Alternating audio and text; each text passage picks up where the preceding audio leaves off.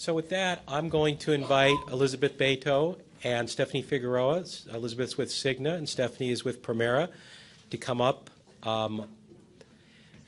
So again, one of the things I mentioned earlier is that we get a lot of requests for demonstrations. We recognize that one of the things you look to One Healthport for is getting your work done on a daily basis. And so part of what we wanted to incorporate into the program is to show you, or actually have the folks who know the sites best show you, the tools that they have in the two most common areas that people use the websites for, which is prior authorization and eligibility and benefits. And one of the things we have a lot of great plans. And so one of the questions is, we don't have endless amounts of time. How do we pick a couple to show you? And the two organizations we're going to review with you today, from our perspective, kind of help set the bar for payer websites, because we actually go through a fairly organized process. I think you probably know that we are the state's lead organization for administrative simplification. And so we are tasked by the state to work on a variety of tasks and work with the provider and payer community on making things simpler for everybody. And the way we do that is through best practice recommendations. So we're not a state agency. We don't create regulations. We create best practice recommendations. And the whole idea of a best practice recommendation is to set a beacon. This is really where we all believe, work groups, subject matter experts of providers and payers believe this is where the industry should be going to help people get their work done in the most efficient way possible to stay off the phone. And so one of the pieces that we're charged with in that process is not just to write up a piece of paper and say, here it is, good luck, make that happen, but really to go through an ongoing CQI process. Some of you in your organizations probably go through a similar practice, either on the business or clinical side. CQI, those kind of processes are getting pretty common in healthcare. And the key to that, of course, is measurement. And so we have a very dedicated group of providers and payers, and we really appreciate all the energy they put in. And once something is built out, the providers go through that process in a very structured, organized way, and they check up to see how it compares to the best practice recommendation. And so it's a pretty objective process. And so in presenting Cigna and Premera to you today, one of the reasons we picked those two organizations is that as the providers went through that process of CQI, of validation, they came back with very strong recommendations for both of these websites. Again, one in eligibility and benefits and the other in pre-authorization. So we appreciate all the work those folks put in to be part of that CQI process. Those are your colleagues helping make sure this works best for you. And we really appreciate all the good work on behalf of the health plans who voluntarily participate in this process and try very hard to make things as easy as possible for you to get your work done. So I mentioned at the beginning of this that we're going to be doing some switcheroos with technology. So we're going to give that a try here. We're going to have Elizabeth come up first and talk to you a little bit about Cigna's work with eligibility and benefits. So Elizabeth? Thank you, Rick. Good morning, everyone. I'm Elizabeth Beto, and I'm the Electronic Services Manager for Cigna. So this morning what I'll do is I'll go over probably about 2 or 3 slides to give you an overview of what information is available through Cigna for Healthcare Professionals, which is our website, and then I will go over a static demo that will walk you through some information on our eligibility and benefit. If we still have enough time, then we'll do some Q&A. If not, I'll be outside after, and then if you have any other questions, we'll go over that as well. So Cigna for Healthcare Professionals website, this is a website that we've actually put together so that it will be available. It would be kind of like a one-stop shop for medical, dental, and behavioral healthcare professionals or providers. We've added the behavioral providers into this website as of August 27 of 2013.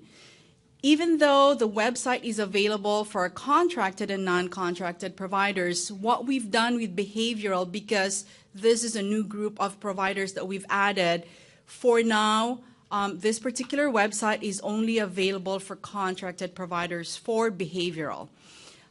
If you are a non-contracted behavioral provider at this time, you still have to go to cignabehavioral.com. We're working on enhancing that probably sometime next year. I don't have a specific timeline to be able to add non-contracted behavioral providers to go to Cigna for healthcare professionals. And then for this website also, you as a user or a primary administrator will be able to allow access or give access to other folks, and then you'll be able to also see the different levels of functionalities that your users are accessing. I know most of you guys are going through One Health Port, so as far as access is concerned, you go through the One Health Port process. Now, what's available on our website? We have multiple functionalities that's available on our website. First one would be eligibility and benefit. And then we also have an estimator tool that is available to our providers. This particular tool will give you an idea of how much a member's out-of-pocket is going to be. So professional services, you'll be able to access it through that. And then hospitals, you'll be able to access it as well.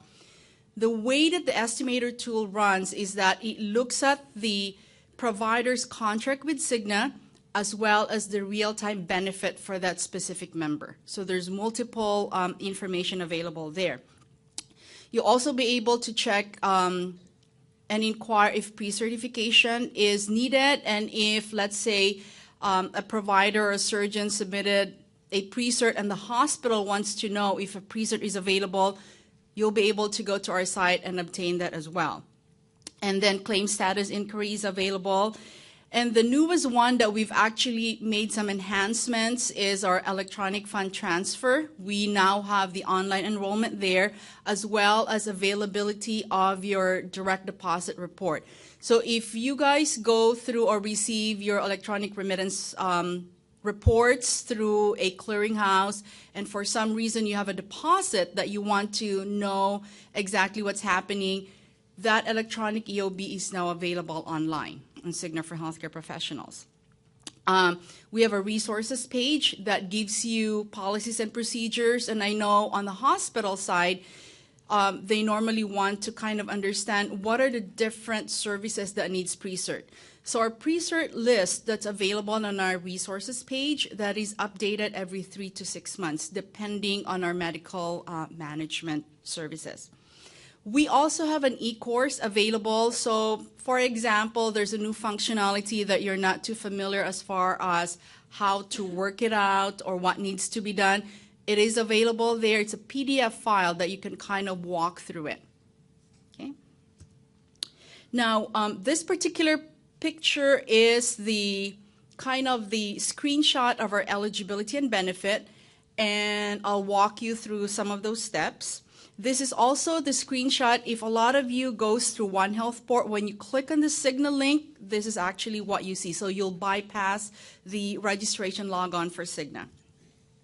And there would be, what we do is we actually update our website depending on feedback we receive from our providers. So we make enhancements to our website on a quarterly basis.